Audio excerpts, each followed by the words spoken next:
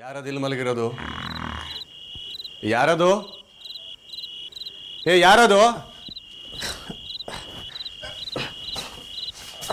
ರಮೇಶ. ಯಾಕೋ ರಮೇಶ ಇಲ್ಲಿ ಮಲಗಿದೆಯಾ? ಒಳಗೆ ಮಲಗೋದಲ್ವಾ? ಮನೆ ಒಳಗೆ ಭಾರಿ ಸೆಕೆ ಇತ್ತು ದಂಡಲೆ. ಕಾವಲಿ ಮೇಲೆ ಹಾಕ್ದಂಗೆ ಆಗ್ತೆ. ಸೆಕೆ ತಡೆಯೋಕ್ಕಾಗಲಿಲ್ಲ ಹೇಳಿ ಇಲ್ಲಿ ಮಲಗಿದೆ. ಮತ್ತು ಪುಟ್ಟ, ಕಮಲಮ್ಮ, ಸವಿತಾ ಅವರೆಲ್ಲಿ ಮಲಗಿದ್ದಾರೆ? ಅವ್ರಿಗೆಲ್ಲ ಒಳಗೆ ಮಲಗಿದ್ದಾರೆ. ಅಲ್ಲ ರಮೇಶ, ಪುಟ್ಟ, ಕಮಲಮ್ಮ, ಸವಿತಾ ಇವರೆಲ್ಲರೂ ಒಳಗೇನೆ ಮಲಗಿದ್ದಾರೆ ಅಂತ ಹೇಳ್ತಿದೀಯಾ? ಅವಕ್ಕೆ ಎಂಥದ್ದು ಗೊತ್ತಾಗ್ತಿಲ್ಲ ದಂಡಗಳೇ. ಎಮ್ಮೆ ಚರ್ಮದವು.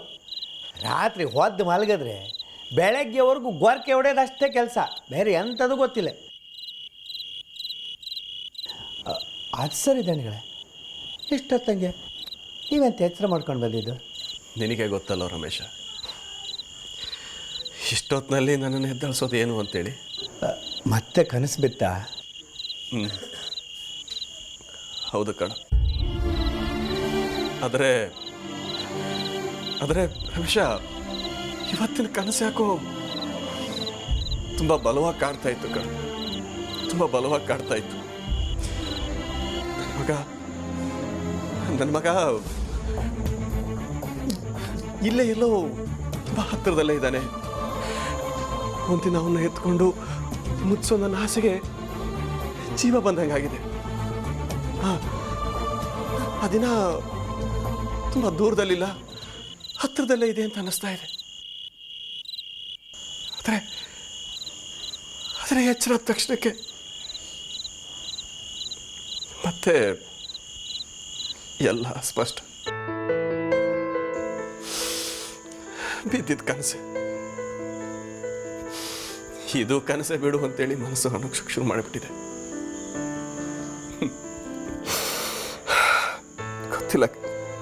ಗೊತ್ತಿಲ್ಲ ರಮೇಶ, ಯಾಕೆ ಹೀಗೆ ಅಂತ. ಅಲ್ಲ, ಎಂಥ ಪಾಪಿ ಅಪ್ಪ ನಾನು.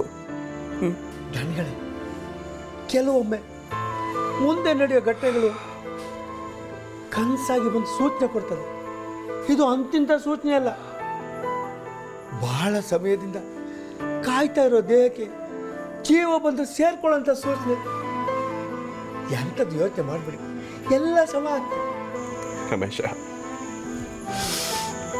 ನಿನ್ನ ಮಾತುಗಳನ್ನ ಕೇಳೋದಕ್ಕೆ ತುಂಬ ಖುಷಿ ಆಗುತ್ತೆ ಕಣೋ. ಆದರೆ ಬಂದು ಸೇರ್ಕೊಳ್ಳೋ ಆ ಜೀವಕ್ಕೆ ಈ ದೇಹ ಶವ ಅಂತ ಗೊತ್ತಾದರೆ ಈ ಶವಕ್ಕೆ ನೀನೇ ಬೆಂಕಿ ಇಡಬೇಕು ಕಣೋ.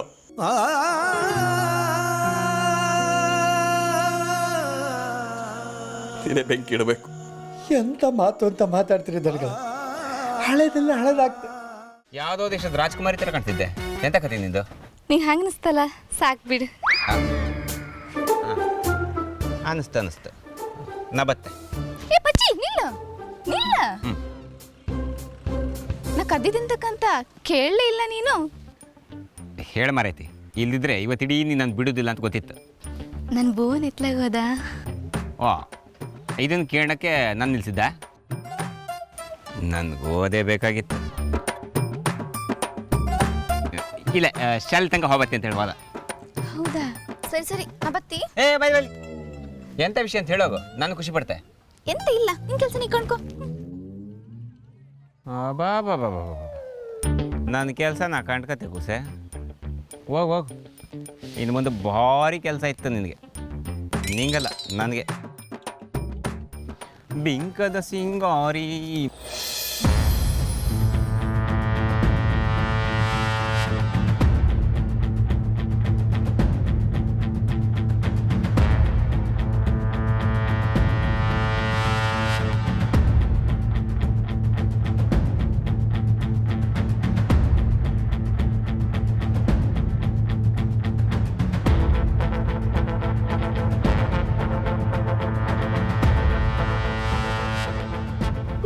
ಶಾಲೆ ಹಿಂದಿವಾರ ಒಳಗಾರ ಬಹುಶಃ ಯಾರಿಗೂ ತಪ್ಪಾಗಂದಳಿ ಬಂದ್ರಕ್ಕ. ಇವತ್ತು ಈ ಊರಿಗೆ ಬೆಟ್ಕೊಂಡಿರೋ ಭೂತಕ್ಕೆ ಒಂದು ಗತಿ ಕಾಣಿಸ್ಲೇಬೇಕು. ಏನು ಅಂದ್ಕೊಂಡಿದ್ದಾರೆ ಇವರೆಲ್ಲ? ಇದು ಯಾರ ನಾಟಕ, ಯಾರಿ ನಾಟಕದ ಸೂತ್ರಧಾರಿ ಎಲ್ಲ ಆಚೆ ಹೇಳಿದ್ದೀನಿ. ಹಾಗೊಂದು ವೇಳೆ ಭೂತ ಇರೋದೇ ನಿಜ ಆದರೆ ನನಗೂ ದರ್ಶನ ಆಗೋಗ್ಲಿ, ಅಥವಾ ನಾನು ಅದಕ್ಕೆ ಬಲಿ ಆಗೋದಾದ್ರೂ ಸೈ.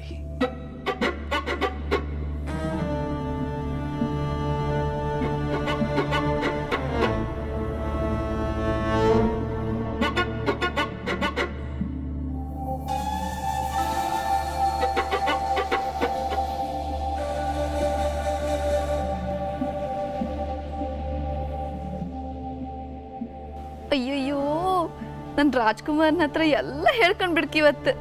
ಅಯ್ಯೋ, ಈ ಬಟ್ಟೆಲಿ ನನ್ನ ದೃಷ್ಟಿ ನನ್ನ ಮೇಲೆ ಬೀಳುತ್ತೆ. ಇನ್ನಾವ ಮೆಚ್ಚದೆ ಇರುತ್ತನಾ?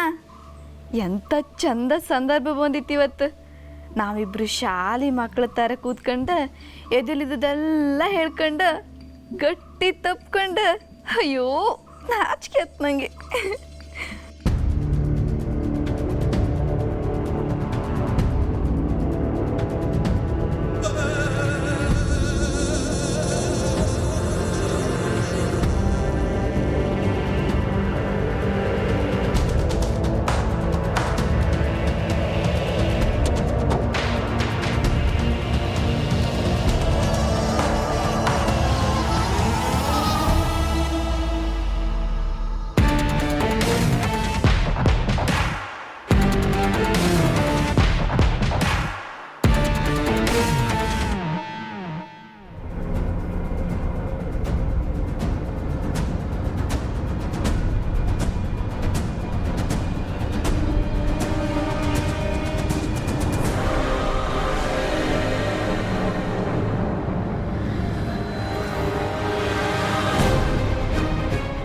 ಅವಳು ಒಳಗೆ ಹೋಗ್ಬಿಟ್ಲು. ಇನ್ನವ್ರು ಹೊರಗೆ ಬಂದರೆ ಕಷ್ಟ. ಈಗಲೇ ಬೀಗ ಹಾಕೋ, ನಡಿ. ಬಾಬಾ ಈಗ ಬಾ.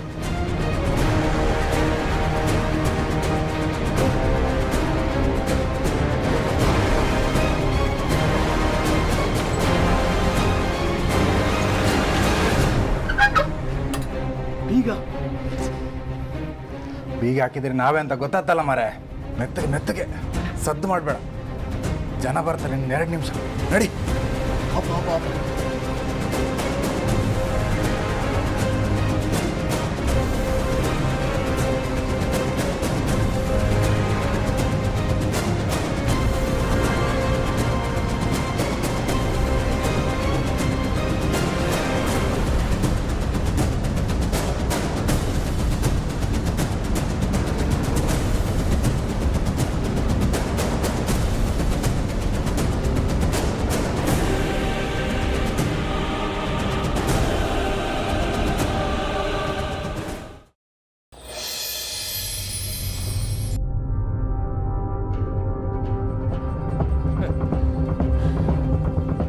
ನೋಡ್ರಪ್ಪ, ನೋಡಿ, ನೀವೆಲ್ಲ ಇದ್ದೀರ ಊರಿನ ಜನ.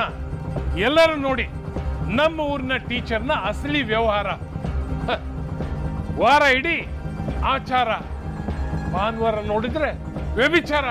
ನೋಡಿ, ಅವತ್ತು ನನ್ನನ್ನು ಕಿಡ್ನಾಪ್ ಮಾಡಿಸಿ ನಮ್ಮ ಡ್ಯಾಡಿ ಕೈಲಿ ಊರ್ ಜನರು ಮುಂದೆಲ್ಲ ಕ್ಷಮೆ ಕೇಳೋ ಹಾಗೆ ಮಾಡಿಬಿಟ್ರು. ಅವತ್ತು ನೀವೆಲ್ಲ ನಮ್ಮ ಪಟೇಲ್ರನ್ನ ಕೆಟ್ಟವ್ರು ಅಂತ ಅನ್ಕೊಂಡ್ರಿ. ಆ ಶ್ರದ್ಧಾನ ಅಮಾಯಕಿ ಅಂತ ನಂಬುದ್ರಿ. ಇವತ್ತು ಗೊತ್ತಾಯ್ತಾ ನಿಜ ಏನು ಅಂತ? ಒಂದು ಸಲ ಮೂರ್ಖನಾಗಿಸ್ಬೋದು, 2ನೇ ಸಲ ಮಾಡ್ಬೋದು, ಆದರೆ ಸತ್ಯನ ಬಚ್ಚಿಡಕ್ಕಾಗಲ್ಲ. ನಮ್ಮ ಮನೆ ಗೌರವಕ್ಕೆ ಧಕ್ಕೆ ತಂದಿರೋ ಭುವನ್ಗೂ ಅನ್ಯಾಯ ಆಗಿರೋ ನಮ್ಮನೆ ರಮೇಶ ಕಮಲಮ್ಮನ ಮಗಳು ಸವಿತನ್ಗೂ ಮದುವೆ ಮಾಡಿಸ್ತೀನಿ.